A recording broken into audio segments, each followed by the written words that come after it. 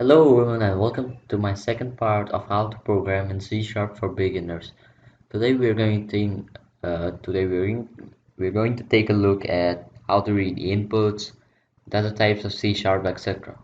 So let's get started. As always, I'll start console application 1. That's my go-to thing now. I mean my go-to file. So let's get started. First, let's define a namespace. Let's say Markiplier. Oh, sorry. Let's say class. That's a keyword. So uh, I just showed you that you cannot use keywords in namespaces and class, defining in namespaces and class strings, etc. So let's do namespace host. This is completely random, and class console application 1. So inside this console application 1, uh, and inside this namespace we've got this console application 1 class, and inside this class we'll have public static void main inside this class, and as well as inside this host namespace. So now what we want to do is system.console.writeLine. I'm just quickly gonna go over what we did in the last video. So we just printed out the statement hello world. So close these braces.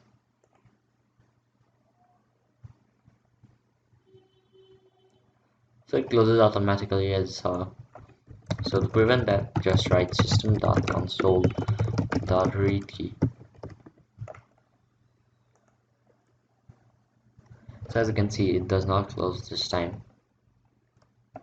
Also, I wanted to show you that if you do it like system.console.writeLine,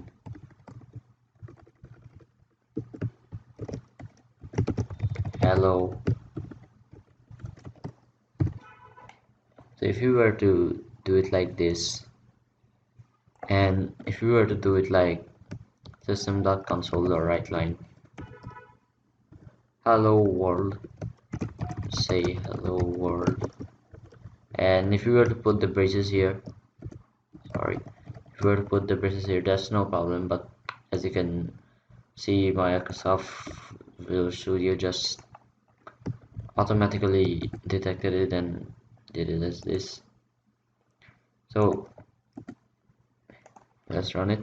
It still works fine. That just closed because I did not input the that just closed because I did not enter the names, the read key command. So now I'm going to show you how to read inputs in C#. So system.console.writeLine, let's say what is your name. So right now it is just a statement, but if we write system, let's define a string first. So string reads words. String reads words. String is the data type of words, as integer or int, the keyword, is the data type for negative and positive integers. So there are two types of integers: unsigned integers and signed integers. We're going to talk about them later. So let's just say string name. You can name this as anything, as a string is just a variable. So string name system.console.readLine. So readLine just reads what is the input of the line. So system.console.writeLine hello, and then we can write plus name. So what is this program doing? So if you see here string name, we're defining a string name. This is a variable.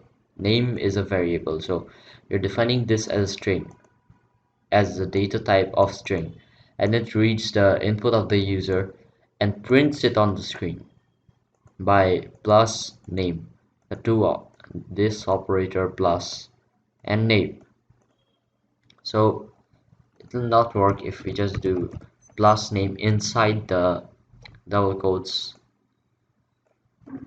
Instead, it will just, let's see, it will it just print that plus name. So we don't want to do that. We want to do hello plus the input of the user, and then system.console.read. Let's try not to erase this time. So what is your name? Let's say Rowan. Hello Rowan. So that is how you read string inputs in C#. So talking about data types, the second data type is the integer data type. So if we were to say what is your age, then integer, let's say I, is equal to convert dot to integer 32. So what is this doing? This may seem a little bit I mean complex to you. So system.convert to int. So what is this? So integer I is being converted into an unsigned integer. So let's do system.console.readline. This is the most important part of this whole statement here. So integer I is being converted into an integer. It has been converted into an unsigned integer that does the 32. So system.console.readline, this is reading the integer input of the user. So let's say system.console.writeLine. You look nice and plus I. Did you just see it? I just erased this read key again. So what is your age? Let's enter 5. You look nice as 5. Obviously I'm not 5, so now that is how you read integer types in C#. So integer types are not defined as decimal types for decimal numbers such as 123.21, etc. So what is this decimal what is the decimal data type in C#? So there are multiple decimal data types. There is float, there's float, there is decimal, and there is decimal and float. So decimal and float reads a higher number. Float consists of like higher number. It can read up to higher number of decimal digits. So let's say 234.234. So it can read this, but decimal reads much short numbers. So let's say decimal I is equal to 1 to 3.2323. So you got to put an M after that, and also there is a character data type which takes only a single letter. So let's just define this character as character I. Let's set this to also defining strings and characters. If it is a string, let's say I, you want to do row 1 inside you want to assign your string the value inside two double quotes, and for the character data type you want to, I don't know why that dog is barking, we'll leave that. You want to define it inside to semicolon, I mean these two single quotes, so H, because it is just a single letter. So let's define this as character I. Let's just erase this.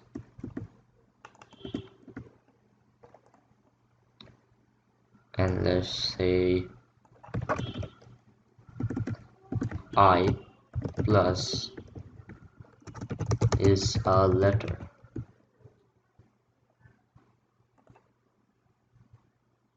H is a letter.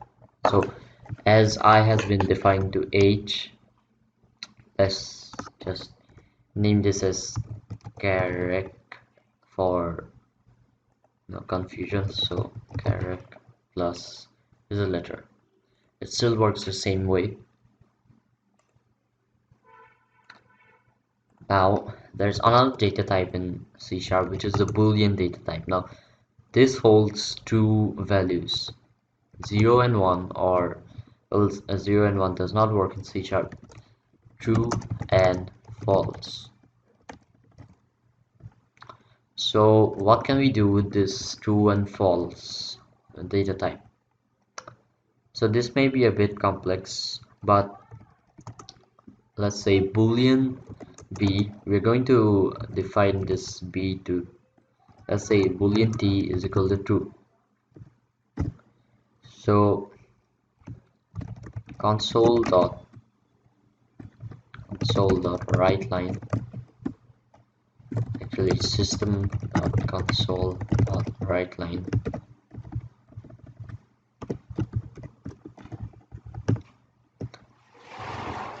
let's say t. So let's close these.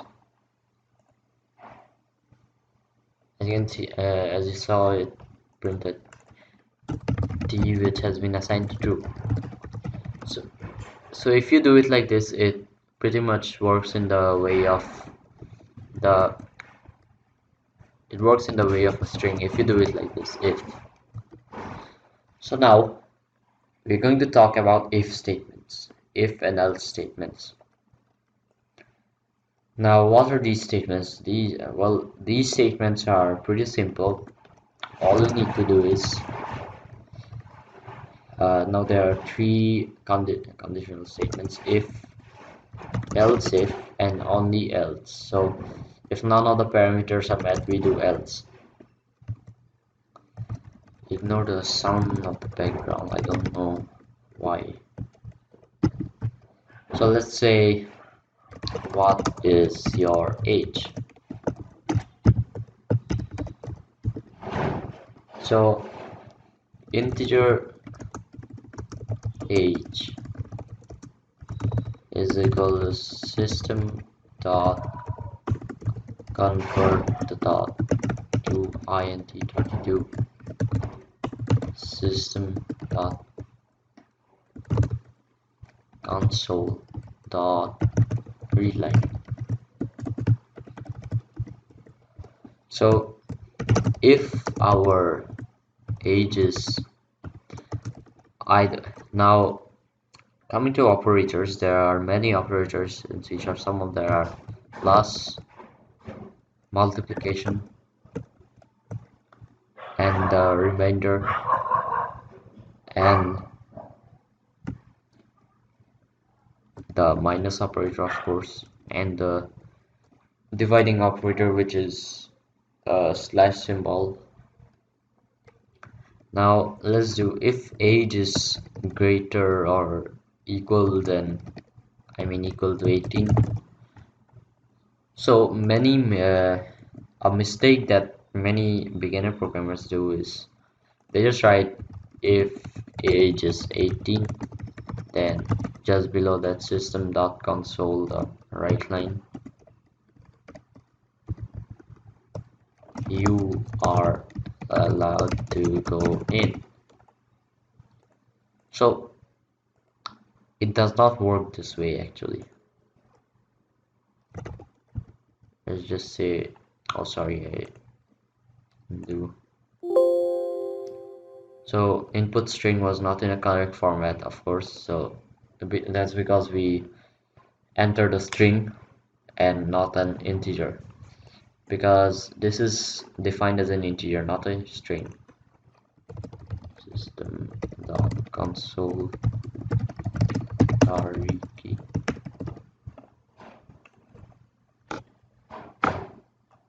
While your age 78, you're allowed to go in. What is your age 1? It does not print anything.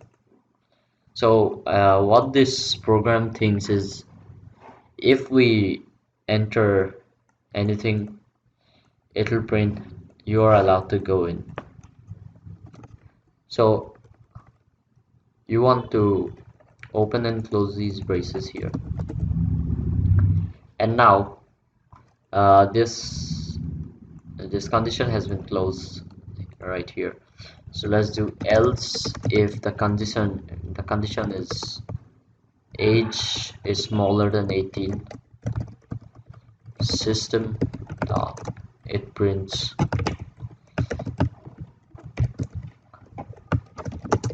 you are not allowed to go in.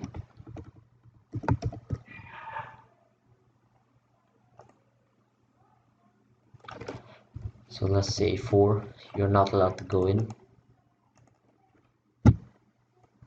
Let's say 18, you're allowed to go in. Say 19, you're allowed to go in. So that's how you read the input in C#. And now another thing that I want to show you is you can omit this system by simply typing in using system, then a semicolon. So if we don't write console the read key here, let's say console the right line hello world.